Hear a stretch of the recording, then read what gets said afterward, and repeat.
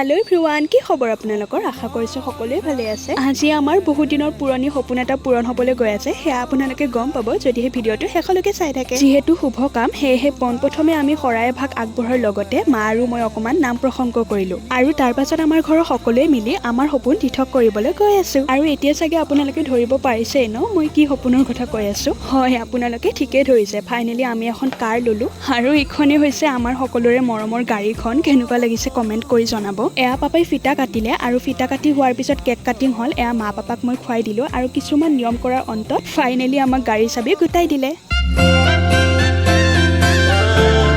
আৰু তাৰ পাছত আমি ডিলাৰৰ পৰা গাড়ীখন লৈ আহি গণেশগুৰি গণেশ মন্দিৰতে ধুনীয়াকৈ গাড়ীখন পূজা কৰোৱাই ল'লোঁ, যাতে একো বিপদ বিঘিনিয়ে দেখা নিদিয়ে।